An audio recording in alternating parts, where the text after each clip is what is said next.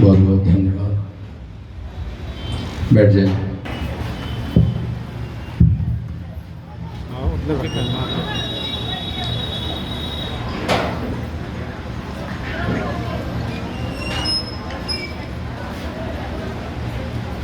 क्रांतिकारी युग पुरुष, इस धरती के बेटा, हम सबों के नेता श्री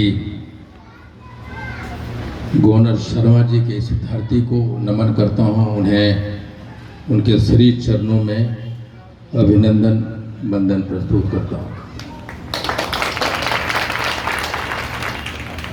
दोस्तों, मैं कल मोतिहारी में कहा था, अभी एक प्रखंड अध्यक्ष कह रहे थे कि धूल दूसरित, पता नहीं क्या क्या शब्दों से उन्हें नवाजा कि आप यहाँ आए, लेकिन प्रखंड अध्यक्ष जी, आपको नहीं पता कि ये तपस्या है, ये तपस्या है। और आईपी गुप्ता इस तपस्या की शुरुआत 6 अक्टूबर 2024 को बापू की धरती से शुरू कर चुका है। जब हम यहाँ आए तो मेरे लिए एक बड़ा कुर्सी ही लगा हुआ था यहाँ पे, उस कुर्सी को मैंने हटाया सिर्फ इसलिए कि सबको समान अधिकार दिलाने का नाम भी है हाको रथम पान। समाज बड़ा होगा तो 10 IP Gupta, 100 IP Gupta, 50 IP Gupta जन्म लेगा, लेकिन अगर कहीं आईपी गुप्ता अकेला बड़ा हुआ तो समाज कमजोर हो जाएगा। इसलिए सबको एक साथ बड़ा करने का नाम है हाको रथम पान। मैं उन सारे विषयों पे नहीं जाना चाहूँगा कि आरक्षण कैसे खत्म हुआ, क्या हुआ, सारे लोग जानते हैं। लेकिन शायद आपको पता नहीं है कि जादवों के बाद, सहरसा वाले पान समाज को शायद पता नहीं है कि जादवों के बाद मधेपुरा लोकसभा में जो सबसे बड़ी संख्या है वो है पान समाज का तांती तत्वा। आजादी के 78 बरस के बाद इस सेकेंड लार्जेस्ट वोटर्स मतदाता पान समाज को कभी एमएलए का टिकट मिला, कभी लोकसभा का टिकट मिला, कभी मधेपुरा, सहरसा, पूर्णिया के नगर निगम का चेयरमैन बनने का मौका दिया, कभी नगर पंचायत का चेयरमैन बनने का मौका दिया, कभी सांसद और विधायक का प्रतिनिधि बनने का मौका दिया, नहीं दिया। और हमारे नेता वहां बैठ के कहते हैं कि जिसकी जितनी भागीदारी उसकी उतनी हिस्सेदारी। तो हमारे घर का भी एमएलए चंद्रशेखर शर्मा हो, उसी का नाम है हाको रथम पान है। अगर 78 बरस में आपने अपने लोगों को टिकट दिया, एमएलए दिया, तो इस बार सेकेंड लार्जेस्ट जो सबसे बड़ा वोटर है यादवों के बाद है, उसको सत्ता मिले, उसी का दिलाने का नाम है हाको रथम पान। दोस्तों, हमने बहुत सारी बातें की और हमने ये भी कहते हैं कि जब हम वहाँ से चले, कल मैं यहाँ से जब चला था पूर्णिया में, कल मीटिंग थी मेरी और उसके बाद आज मुझे आना था, लेकिन कुशेश्वर दास जी के देहावसान के बाद मुझे जाना पड़ा और आज उनकी दाह संस्कार हो रही है।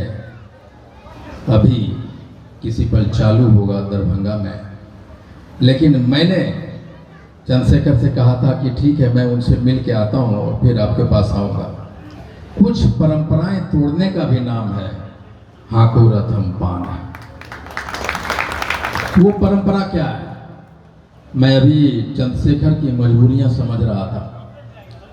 वो कौन कौन बोलेगा, किसको किसको बोलना है, कौन कौन मेहनत किया, उसके दिमाग में, चंद्रशेखर के दिमाग में ये है, उसको बोलना पड़ेगा, नाराज हो जाएगा, वो आदमी लाया, ये मालापन, उसके दिमाग में ये बात।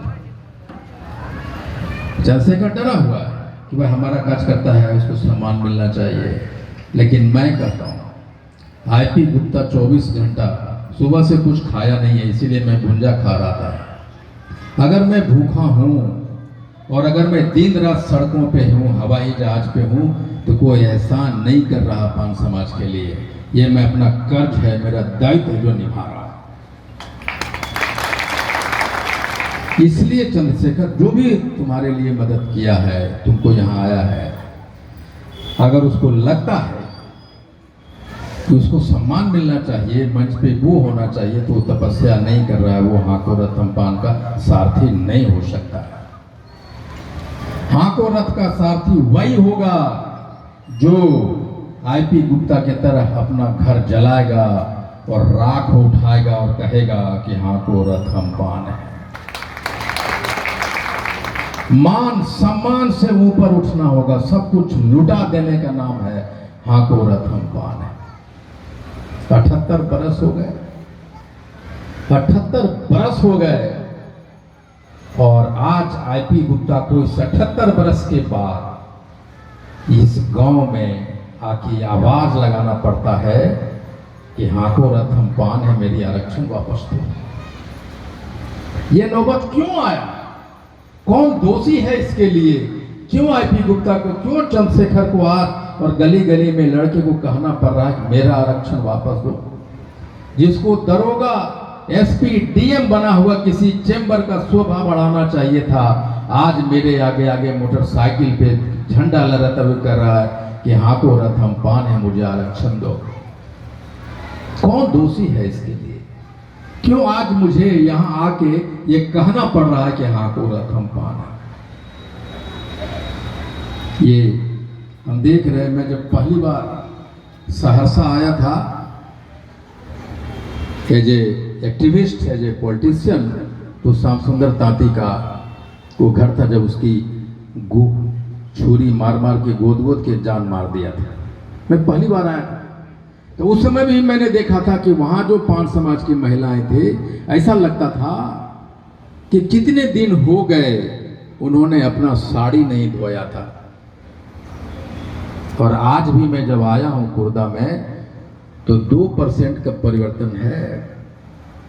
98% आज भी मेरी मेरी माँ बहनें वैसे ही है। उसी परंपरा को तोड़ने का भी नाम है हाको रथ पान।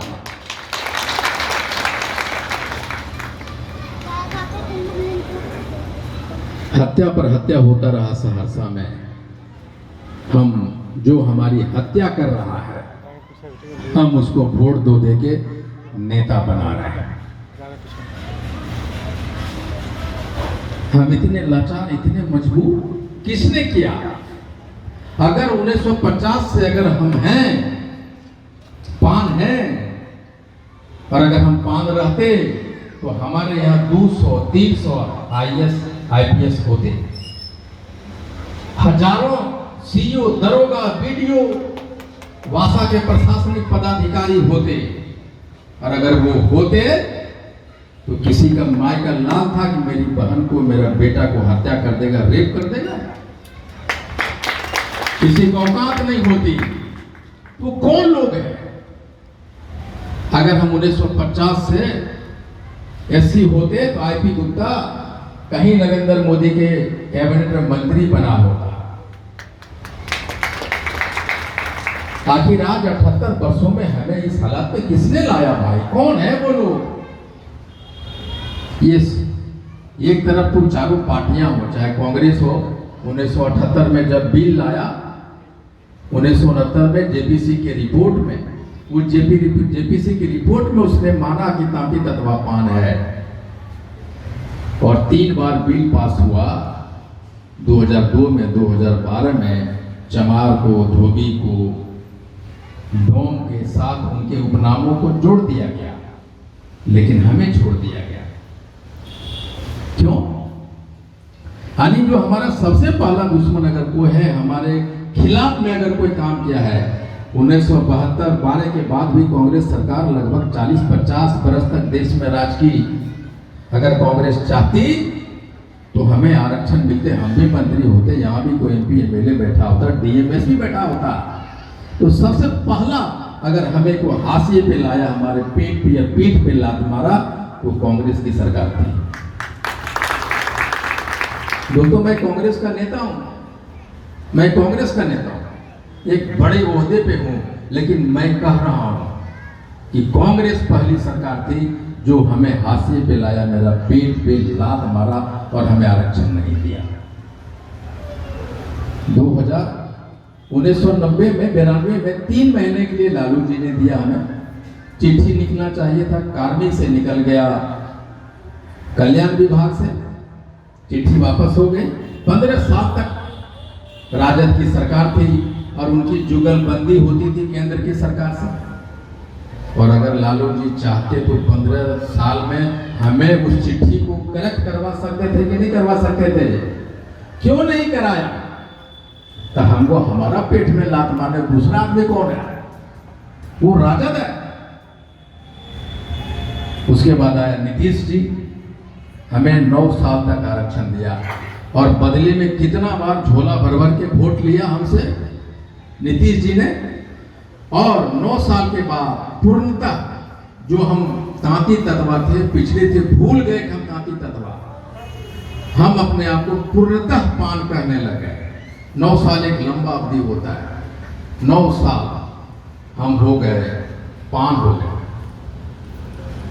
और एक बच्चा जो 2015 में पैदा लिया अनुसूचित जाति बन के, अब 12 अगस्त 2024 को नीतीश जी एक कलम चलाता है और उसकी जात बदल देता है। हम ठीक है, तांती तत्वा से पान बने, बदल दिया हमको तांती तत्वा, लेकिन जो जन्म लिया पान, तुम उसको तांती तत्वा बना दिया। एक कलम से अपराध, गुनाह है कि नहीं है? गुनाह। तो फिर हमारा तीसरा दुश्मन, हमारा तीसरा सबसे बड़ा दुश्मन कौन है? नीतीश सरकार, जदयू की सरकार। और ये 9 साल तक हम चिट्ठी लेके दौड़ते रहे, भाजपा केंद्र की सरकार है ना, भाजपा की, वहां दौड़ते रहे कि हमें डिलीट कर दो, हमें डिलीट कर दो। हम यहाँ पान बन गए हैं 48 नंबर पे, तांती तत्वा है, उसको डिलीट कर दो। लेकिन डिलीट नहीं किया भाजपा की सरकार। अगर वो चाहती तो डिलीट कर देती, तो हम सुप्रीम कोर्ट में केस जीतते और अभी तक हम पान बने रहते। तो हमको किसने लूटा? कांग्रेस ने, राजद ने, जदयू ने, भाजपा ने। और हम किसका झंडा ढो रहे हैं? राजद का, कांग्रेस का, जदयू का, भाजपा का। ढो रहे हैं, ढो रहे हैं। मैं भी ढो रहा हूं। इसलिए मैं कहता हूं कि ये जो पान का झंडा है आगे लाओ और पार्टी का झंडा पीछे करो। हम पान है, हम पान पार्टी है। कांग्रेसी बाद में, आरजेडी बाद में, जदयू बाद में, भाजपा बाद में। जिस दिन हम ये बात कह दिए, ये झंडा मेरा राजद के कार्यालय में, कांग्रेस के कार्यालय में, जदयू कार्यालय में, भाजपा के कार्यालय में, इधर पार्टी का झंडा और इधर हमारा पान ध्वज लेके जिस दिन घुस गए, वो दिन वहां बैठे लोगों के कान खड़े होंगे। लेकिन कितने हैं, किन किन लोगों में ये दम है कि ये कह सकता है मंच पे मैं कांग्रेस का हूं, लेकिन पहले पान हूं, बाद में कांग्रेसी। मैं कांग्रेस में इसलिए ज्वाइन किया है कि अपने लोगों को अधिकार दिला सकूं, गुलामी करने के लिए नहीं गया। और अपना सिर्फ एक सीट रिजर्व कराने के लिए नहीं गया। इसलिए हाँ को रकम पान उन सारे नेताओं के कहते हैं कि तुम जदयू में रहो, तुम भाजपा में रहो, तुम कांग्रेस में रहो, तुम जहां रहना चाहते रहो, पार्टी छोड़ने के लिए मैं नहीं कर रहा। लेकिन पार्टी के अंदर नेताओं के कहो कि हमने बहुत झंडा उठा लिया तुम्हारा, हम तुम्हारे साथ हैं, लेकिन मेरा पान समाज तुम्हारे साथ नहीं है। जो भी पार्टी, आरजेडी हो, कांग्रेस हो, जदयू हो, राजद हो, जो हमारे साथ खड़ा होगा, जो आरक्षण दिलवाएगा, आईपी गुप्ता और पान समाज उसके साथ खड़ा रहेगा। वो चाहे जो हो, हम किसी के नहीं कहते, हमारा हमको जो कह देगा कि भाई हम तुम्हारे साथ हैं, मैं तुम्हारा रक्षण लाऊंगा, तो मैं उसके साथ खड़ा हो जाऊंगा। तो पहला क्या है कि आरक्षण को वापस लाने के लिए, गुलामी को पीछे छोड़ने के लिए हमने आंदोलन चालू किया, हाको रथम पान है। जो सबसे बड़ी कमी और रही हमारे लोगों में, लोग कहता है कि आईपी गुप्ता राजनीति कर रहा है, आरक्षण की लड़ाई नहीं लड़ रहा, राजनीति कर रहा है। मैं कहता हूं कि अगर तुम ठीक से राजनीति करते तो आरक्षण जाता नहीं हमारा, और अगर तुम राजनीति करते तो हमारा विधानसभा में 10 एमएलए होता और 5 को एमपी होता। तुमने राजनीति नहीं की, तुमने गुलामी की, इसलिए हमारे बच्चों को बेच डाला, उसको भी गुलाम कर दिया। और उसी गुलामी को तोड़ने की, दास्ता के मानसिकता को तोड़ने का, पीछे छोड़ने का नाम है हाको रथम पान है। आप देखे होंगे अभी कुछ लोग यहां कह रहे थे कि जो कभी बात करो तो वो बोलता है कि गरीबी है और शिक्षा है, तो भला कैसे हम कैसे आगे बढ़ सकते हैं? हम एकता नहीं है हमारे में, बड़ा बात होता है, एकता नहीं है। एकता क्या होता है मालूम है?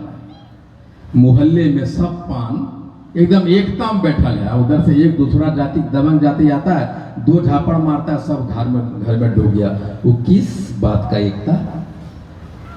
हजारों हिरन भेड़िया एक बाड़ में एक साथ रहता है और वहां एक शेर आता है, सारे भेड़िया सारे हिरन तितर बितर हो जाता है। तो हमें उस एकता की जरूरत नहीं है, हमें 2 शेर पैदा करके रहना है।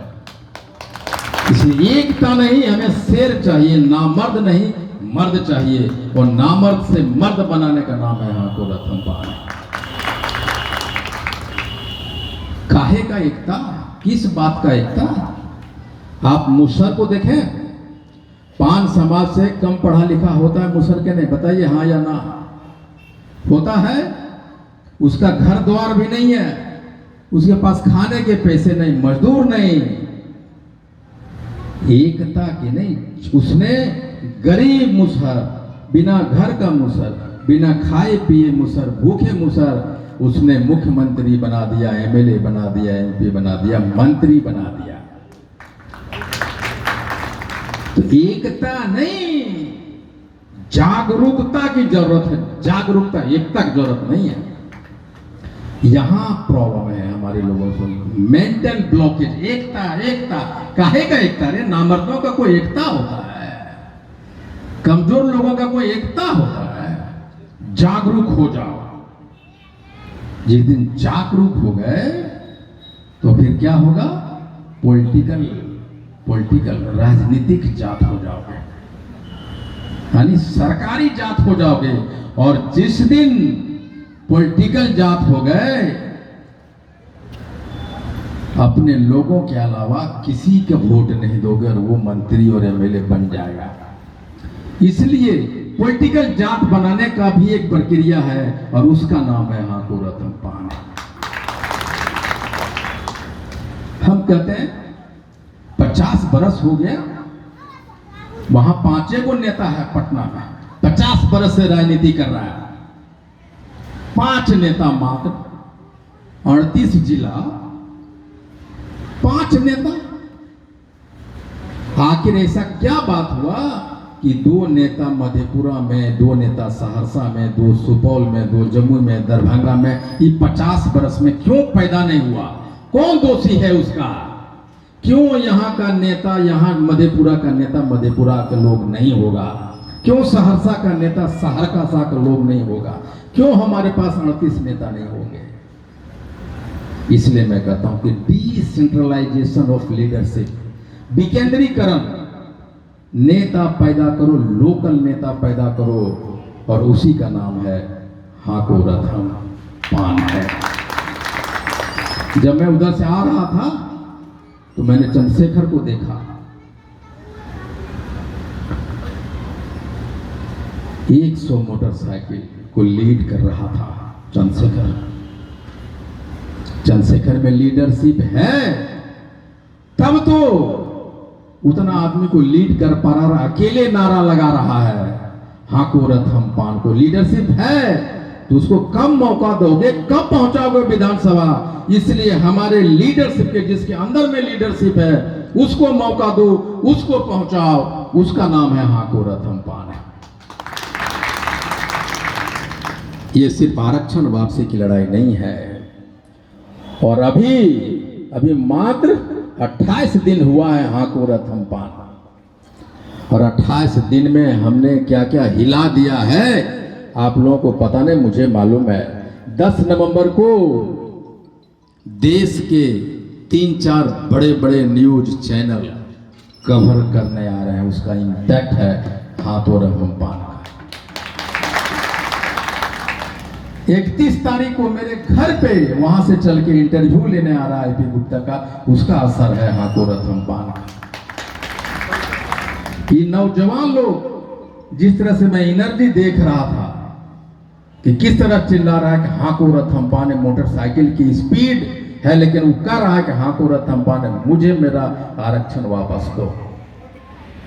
ये जो एनर्जी, ये जो सांप है ना, जब चलता है तो टेढ़ा मेढ़ा चलता है, लेकिन जब बिल में जाता है तो एकदम सीधा हो जाता है। और वही बिखरे हुए पान समाज के मानसिकता, बिखरे हुए मैं नहीं कर रहा हूं, बिखरे हुए मानसिकता को बिल में ढुकने वाले जैसे सांप की तरह सीधा बना देना पूरे भारत के पान के लोगों को, उसका नाम है हाँको रथ हम पान। कितने लोग यहां बैठे हैं, तालियां बजा रहा है कितना, 10 आदमी। या तो हाँको रथ पान का विरोधी, या तो मेरी बात उसको अच्छा नहीं लग रहा। तू में से एक बात, या हम में जो मानसिकता है ना कि हम उत्तेजित नहीं हो सकते, हमें एनर्जी नहीं आ सकता, उसका भी एक कारण है कि आप तालियां नहीं बजा पा रहे। तो आप तालियां बजा सको, आपके मुंह में जवान दे सकूं, उसी का नाम है हाँको रथ हम पान। मैं उस दर्द से गुजरा हूं। इंजीनियरिंग कॉलेज में मैं पढ़ता था। अब मुझे लगता था कि ये क्वेश्चन नहीं आ रहा, मुझे पूछ के जाना है। रोज कहता आज पूछेंगे, आज पूछेंगे। 3 बरस हो गए, पूछ नहीं सका। 4था बरस में जाके हिम्मत और पूछा कि मैडम ये चीजें मुझे नहीं समझ में आई। तो हमारे बच्चों को तालियां बजाने में, पूछने में, एक क्लास में, ये कॉलेज में 3 बरस नहीं लगे, पहला दिन से पूछना चालू करे, उसी का नाम है हाँको रथ हम पान। लोग कहता है इतनी गलतफहमी। महात्मा गांधी एक हुए थे, अकेले चले थे। महाराणा प्रताप एक थे, सारे राजपूतों का नाम नहीं होता, महाराणा प्रताप का होता है। क्यों? कि वो अकेला चला था, ये देखा नहीं था कि जंगल है, भूख है, प्यास है, चलना पड़ता है। आप चल पड़िए, रास्ते आपको चलना सिखा देगा, उसी का नाम है हाँको रथ हम पान। चल पड़े हैं हम। और जब चला था तो देश ने, अपने समाज के लोग ने, बड़े बड़े लोगों को जब मैं कहता था कि मैं एक आंदोलन करने जा रहा हूं तो मजाक उड़ाता। बड़े बड़े लोग, What the hell bloody you talking man? हमको बोलते थे मेरे दोस्त, you have business, you have so much money, you have so many things. Why you trying to do something which will not yield any result? वो क्यों करना चाहते जो तुमको कुछ नहीं देगा? लेकिन मैं जानता था कि हाँको रथ हम पान क्या करने वाला है। हमारे लोग बोले, पान समाज के लोग जो नेता थे, वो तो मैं जानता था उतना लंबा सोचता नहीं, इसलिए वो बोलेगा। लेकिन जो विजनरी थे वो कहते थे कि आईपी तुम अपना कैरियर, तुम अपना सब कुछ दांव पे लगा रहे हो, हाँको रथ हम पान नहीं चलेगा। लेकिन मैं कहता था कि आईपी गुप्ता है, छेनी और हथौड़ी लिए वो दशरथ मांझी है जिसके सामने पहाड़ खड़ा है और वो काट निकले का रास्ता बना लेगा। इंजीनियर आईपी गुप्ता जिंदाबाद, इंजीनियर आईपी गुप्ता जिंदाबाद। हकोरत हम पान है। दशरथ मांझी जी को हो सकता है कि बरसों लगा होगा पहाड़ को काटने में, लेकिन हमने पान समाज के लोगों ने महज 28 दिन में उस बड़े पर्वत में दरारें डाल दी है और हाँ को रथ पान चल पड़ा।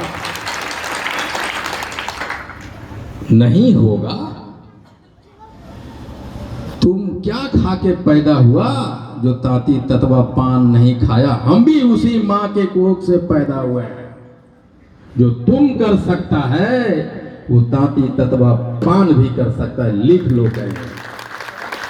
और हमने करके दिखा दिया है दोस्तों। ये गली गली में रात के 12 बजे तक बच्चे, पुत्रु, महिलाएं क्या कर रही है? हाँ को रथ हम पान है। इसका मैं कुछ नया नहीं कर रहा। मैं सिर्फ ये कर रहा हूं कि हे मां बहनों, जब तुम रोटियां बेल सकती हो, एक आटे को एक शक्ल दे सकती हो, इतनी गोल गोल रोटियां बना सकती है बेलना से, तो आप अपने बेटे को भी आरक्षण दिलाने में मदद कर सकती हो और कह सकती हो कि हाँ को रथ हम पान है। कर सकते कि नहीं कर सकते? एक छोटी बेटी को, लेकिन वो चाहती है तो गूंथ लेती है, वो चाहती है तो रोटियां बना लेती है। एक सर्कस में रस्सी पे 6 बरस की बेटी अपने दोनों तरफ बांस को बैलेंस करके रस्सियां चल लेती है। 6 बरस की बच्ची जब वो इतनी पतली रस्सी पे चल सकता है तो पान समाज भी आंदोलन कर सकता है, आरक्षण वापस ले सकता है।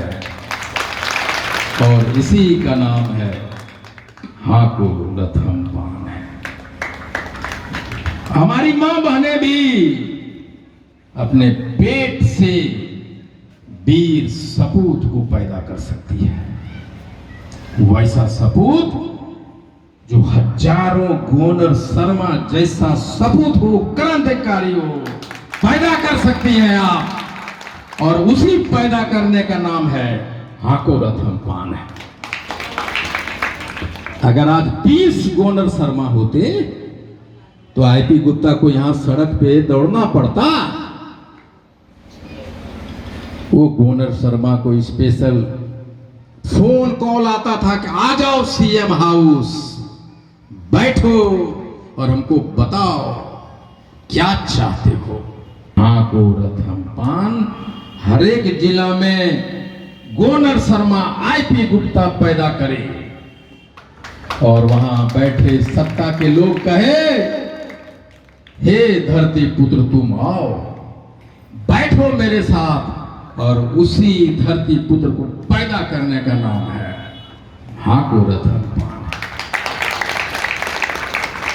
ये तपस्या है और इस तपस्या में झुलसना पड़ता है। मैं कुछ नहीं खाया, भुंजा खा रहा हूं, गाड़ी में अमरूद खा रहा हूं, कुछ नहीं खाया, लेकिन आप लोगों से 20 गुना 100 गुना ज्यादा एनर्जी लेके चल रहा हूं।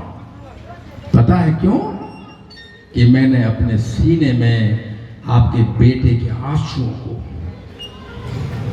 आपके बेटियों के आंसू, जिसकी नौकरी छीन गई है, उसके दर्द को समाहित किया है और कहा कि आपका बेटा की नौकरी नहीं गया है, वो आईपी गुप्ता का भी बेटा था। और उसी दर्द का नाम है हाँ को रथ हम पान।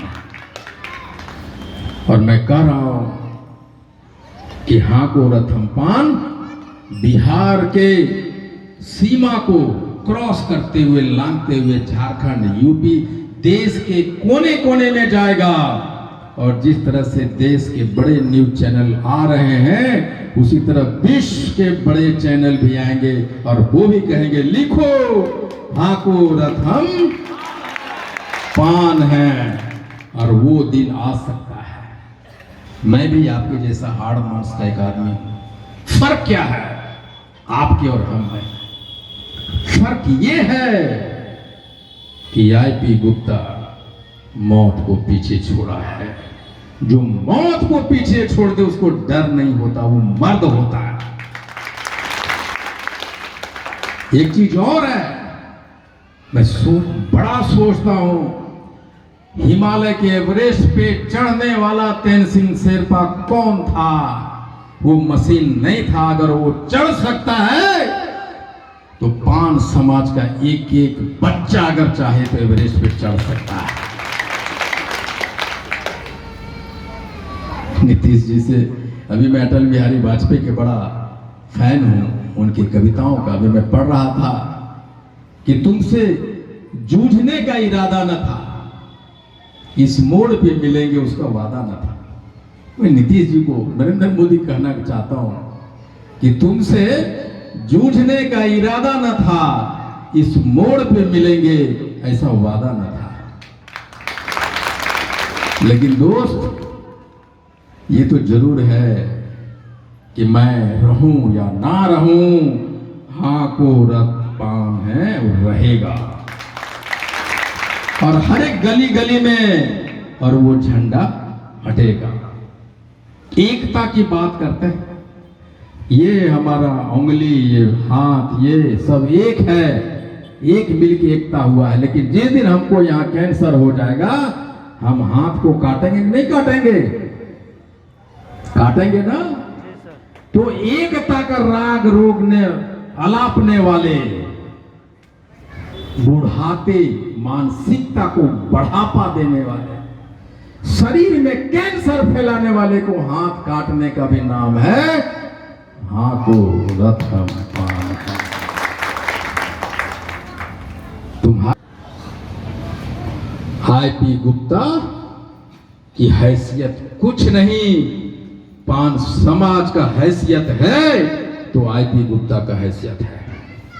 तुम्हारा हैसियत नहीं तो मेरा किस बात का हैसियत है? इसलिए दोस्तों, मैं सिर्फ दो ही मंत्र है जिससे मुझे आरक्षण वापस मिले। सुप्रीम कोर्ट फाइल यहां ले जाओ, सीएम का पैर दबाओ, नरेंद्र मोदी का गुण गाओ, पार्टी का झंडा। तो काहे रे, इतना दिन से क्या कर रहे थे? यही तो झंडा, यही तो सुप्रीम कोर्ट, यही तो फाइल। जो लड़ा नहीं वो जिया नहीं, जो लड़ना नहीं सीखा, राजनीति तो छोड़िए, 5 भाई के हिस्सेदारी में जो लड़ता है, बाप उसको बोलता है उसको अच्छा वाला जमीन दे दो, 4 को कहता है तुम एडजस्ट करो पीछे जाओ। जो लड़ रहा है उसको अच्छा वाला जमीन दे दो, रोड वाला, किनारे वाला। इसलिए रोड वाले अगर किनारे का जमीन लेना है तो लड़ो, लड़ो, लड़ना सीखो।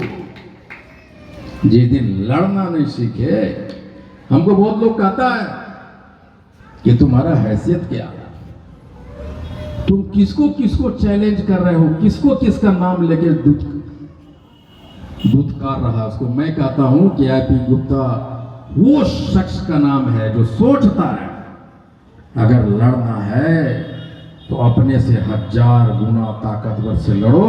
हारने का भी मजा आना चाहिए और लड़ाई में भी मजा आना चाहिए। आईपी गुप्ता जिंदाबाद, आईपी गुप्ता जिंदाबाद। फिर मैं कहता हूं कि मैं राजमिस्त्री का बेटा, मेरी मां के पास खाने के लिए, खिलाने के लिए पैसे नहीं, उसके दूध, स्तन में दूध नहीं, एक मुसरनी का दूध पीकर बड़ा हुआ हूं मैं। मुसरनी माँ का आधा पान और आधा मुसहर हूं मैं। माँ ने जन्म दिया, दूध पिलाई किसी मुसलमान ने, वहां से चल के आया हूं। राजमिस्त्री का बेटा ईंटा जोड़ता है, उस बाप का बेटा हूं। मेरे पास खोने के लिए कुछ नहीं है, लेकिन जब हाँ को रथ पान चलेगा तो तुम्हारी 50-60 सीटें खिसकाने की क्षमता पैदा कर दूंगा। हाँ को रथ पान। और जिस दिन ये हाँ को रथ पान गांधी मैदान पहुंचेगा तो पान बोलेगा कि जो जिसको चाहेगा पान वही सीएम बनेगा, वही पीएम बनेगा। और ये कैसे होगा, मैं वही बात करना चाहता हूं। अब शायद आपको पता नहीं, हमने बड़ी मेहनत करके ये पता किया है कि 5,000 से लेके 75,000 तक पान समाज तांती तत्वा का वोट 150 विधानसभा में है। कितना वोट? 500 से लेके 75,000 तक पान समाज का वोटर्स है। कितना विधानसभा में? 150 विधानसभा में। और एक एक विधायक आजकल जीता है 500 वोट में, 1,500 वोट में, 3,000 वोट में।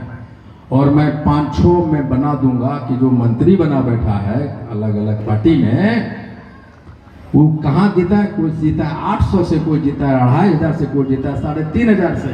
और जहां जहां से लोग जीते हैं वहां वहां पान समाज का वोटर है 20,000, 25,000, 40,000, 45,000।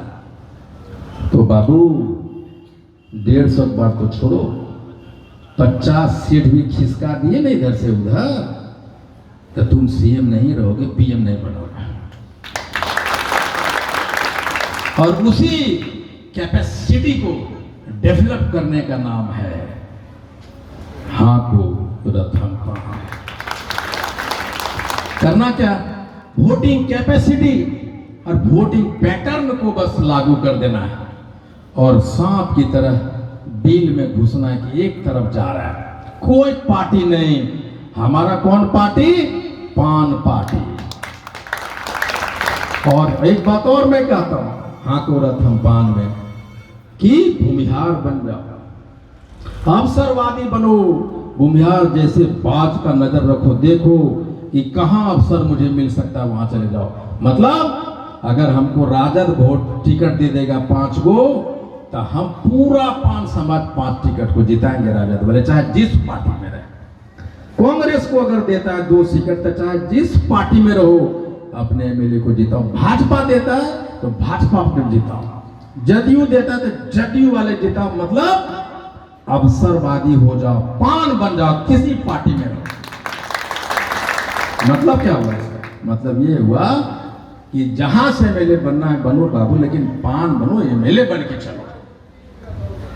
जब मैं ऐसा बोलता हूं तो मैं अपने राजनीतिक कैरियर को भी दांव पे लगाता हूं, पता है ना आपको। लेकिन मैं क्यों बोल रहा हूं? क्योंकि मैं कांसी राम के तरह, बाला साहब ठाकरे की तरह सिर्फ और सिर्फ अपने समाज के लिए सोच रहा हूं, और उसी का नाम है हाँ को रथम पान।